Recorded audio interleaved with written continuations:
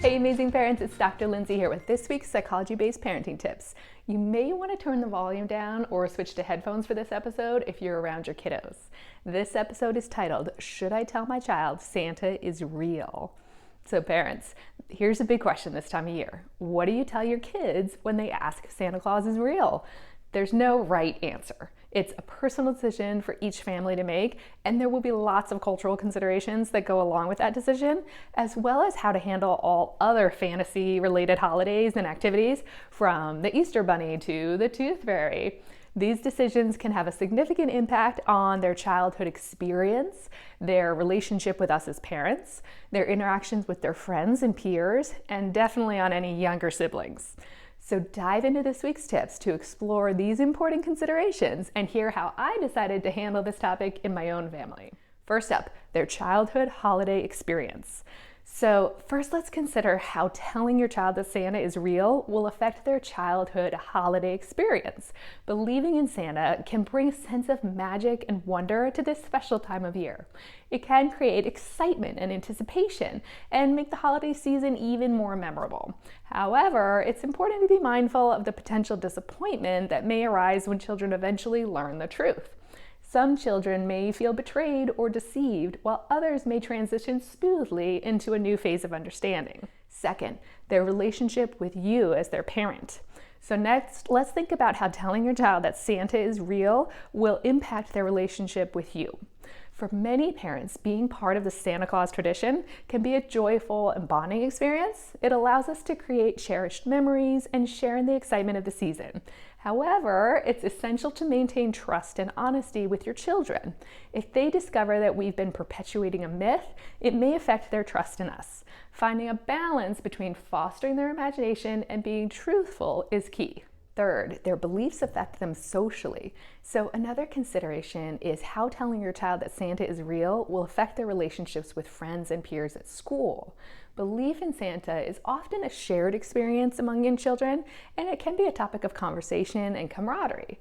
However, if your child learns the truth before or after their peers, it may lead to confusion or even embarrassment.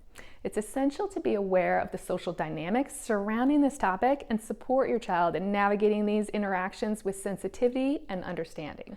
Fourth, their belief affects younger siblings. So additionally, we must consider how telling your child that Santa is real will impact their younger siblings if you have multiple kids in your family. Younger siblings often look up to their older sibling and may believe in Santa because of their influence. It's important to consider how revealing the truth to one child may affect the younger ones.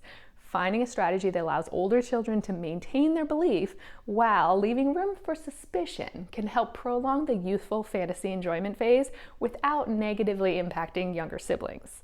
If older siblings learn the truth at the right age, they can get on board with helping younger siblings enjoy the holiday experience and get a sense of satisfaction from being part of Team Santa. Which brings us to, you've got to believe to receive. It's tough to balance all these considerations and decide how to navigate the Santa fantasy, as well as others that come up every year around Easter, or anytime a tooth is lost, or at Halloween if you practice the Switch Witch candy trade strategy. Books like The Polar Express can create an opportunity to conceptualize Santa as only bringing gifts to children who believe in him.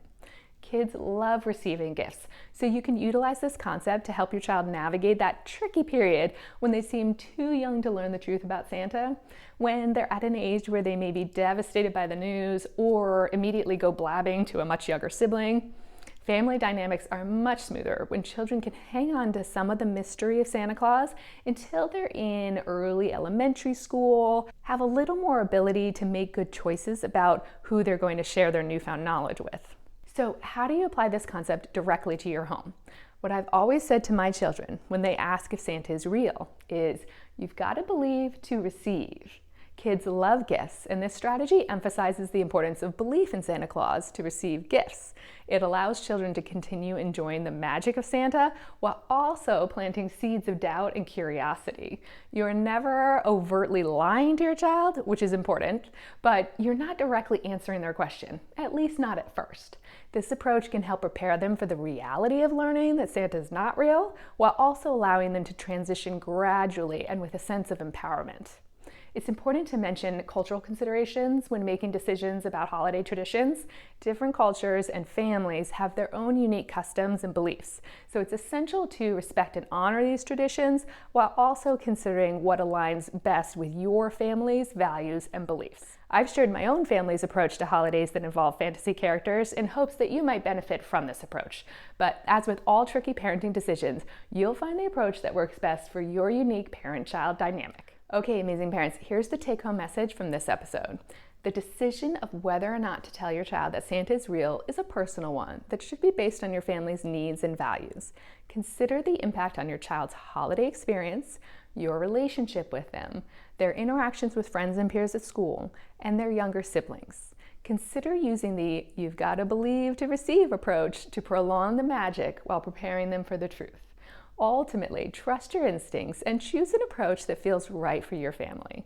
Happy holidays to your amazing family. Also, be sure to download my freebie called 5 Tips to Thrive as a Family at the Holidays at parentingwithpsychology.com/holiday to learn more tips to help your family thrive during this busy holiday season. Okay, amazing parents, that wraps up today's episode. Thanks for being here, everyone. Join me next week to learn how to navigate holiday chaos by harnessing the power of family meetings. Until then, keep up the good work on your amazing parenting journey. You can follow Parenting with Psychology and sign up to receive my weekly newsletter at parentingwithpsychology.com/tips to be sure you don't miss any of my new tips. My weekly tips are available to read on my website, to listen to on your favorite podcast player, or to watch on YouTube.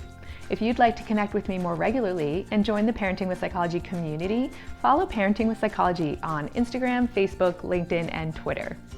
It would mean the world to me if you would take a moment to rate and review this episode to help it become more visible to other parents. And finally, a quick legal disclaimer. Please note that the advice provided in this episode is different than therapy and does not serve as a substitute for professional psychological treatment or other types of professional advice or intervention.